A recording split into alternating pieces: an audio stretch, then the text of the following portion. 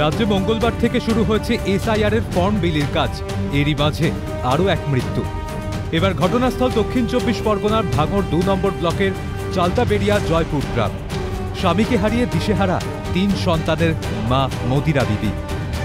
ভাঙড়ে হাটে যাবে, মালঝাল করেছি, হঠাৎ বিকেলে হাটে গিয়ে বাজার ঘাট সব করে নিয়ে এসে লেসে বলছে এই দেখ এরকম ওই এসআইয়ের জন্য বিশাল তদন্ত হচ্ছে। তা আমার তো কোনো পরিচয়পত্র নেই, বাপ মা তো আমার তাড়িয়ে দিয়েছে, তা আমি সেই জায়গায় আমি পৌঁছবো কীকে? তা তুই তোর জায়গায় থাক, একে মেয়ে এসে আমি এই অ্যাক্সিডেন্ট রুগী। ও দেখছি 8টা বাজে উঠেছে, উঠে আর কি আমি এসে দেখি ঘরে ধরছে দেবো কেন, গিয়ে দেখি ঝুলতেছে। দিন কয়েক ধরেই এসআইআর নিয়ে আতঙ্ক গ্রাস করছিল বছর 35-এর শফিকুল গাজীকে। পরিবার সূত্রে খবর, প্রায় বছর 12 আগে শফিকুলকে পরিবার থেকে তাড়িয়ে দেওয়া হয়। ছিল না কোনো পরিচয়পত্র। ভাঙড়ে এসে নিজের পরিচয়পত্র বানিয়ে নেন শফিকুল, কিন্তু তাতে কতটা রেহাই মিলবে সেই পথ খুঁজতে খুঁজতেই আত্মঘাতী হন শফিকুল। এমনকি উত্তর 24 পরগনার মিনাখার ঘুষিঘাটায় শফিকুল তার পরিবারের কাছ থেকে নথি চাইতে গেলেও তাকে সাহায্য করা হয়নি বলে অভিযোগ।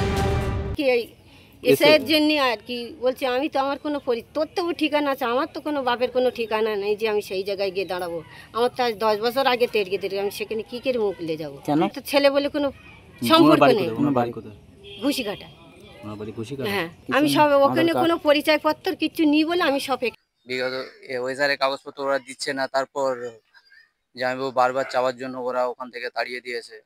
আর এমনি রিসেন্টলি কিছুদিন আগে একটা অ্যাক্সিডেন্ট হয়েছিল, তার জন্য মাথা একটু ইনজুর্ড ছিল।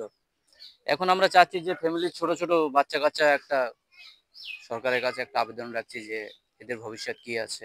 যে এখানটায় তারা এসছেন প্রায় 11 বছর 12 বছর ধরে তারা এখানে রয়েছেন, কিন্তু যেটা ব্যাপার ওনার কোনো কাগজ ছিল না শফিকুল গাজী। সেই জায়গা থেকে তিনি চিন্তাগ্রস্ত ছিলেন এবং তারপরেই তিনি আত্মহননের পথ বেছে নিয়েছেন যে জায়গা থেকে। যদিও এই সমস্ত অভিযোগ অস্বীকার করেছে শফিকুলের ভাই। তার দাবি, পারিবারিক অশান্তির জেরে মৃত্যু হয়েছে শফিকুলের। এরা 2 স্বামী স্ত্রী অশান্তি করেছে, অশান্তি করে কিভাবে ঝামেলা করে মারা গেছে তা আমরা তো জানি। আমরা শুনেছি মরেছে নাকি 8টার সময়, আর খবর পাচ্ছি কোন সময় 11টার সময়। এরা দেখা যাচ্ছে আমার ভাই দেখা যাচ্ছে বলে কাগজ আনতে গেছে, কাগজ টাগজ কিছু আনতে যায়নি। ওরা দুজনে অশান্তি করে ঝামেলা করে এই একজনের গলা জড়িয়ে।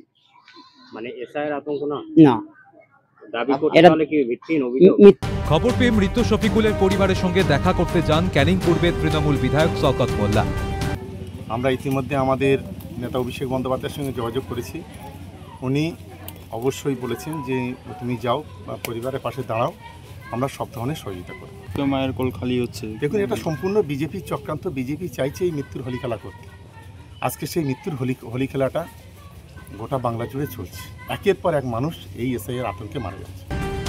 বিধায়ককে দেখে রীতিমতো ক্ষোভে ফেটে পড়েন স্থানীয় বাসিন্দারা। পাশাপাশি বিরোধী শিবিরের তোপ রাজনীতির ফায়দা লুটতে গিয়েছিল শওকত মোল্লা। শওকত মোল্লা তো রাজনীতির ফায়দা লুটতে এসেছিল। উনি তো এরকম সুযোগ নিতে আসে। উনি এসে গিয়েছেন, গ্রামের মানুষের সম্মুখীন হয়েছেন, গ্রামের মানুষ বিক্ষোভ দেখিয়েছে, দেখানোটা স্বাভাবিক। রাজ্য জুড়ে এসআইআর ঘোষণা হতেই একের পর এক আত্মহত্যার খবর সামনে আসছে। আর কত আতঙ্কের মৃত্যু দেখবে বাংলা?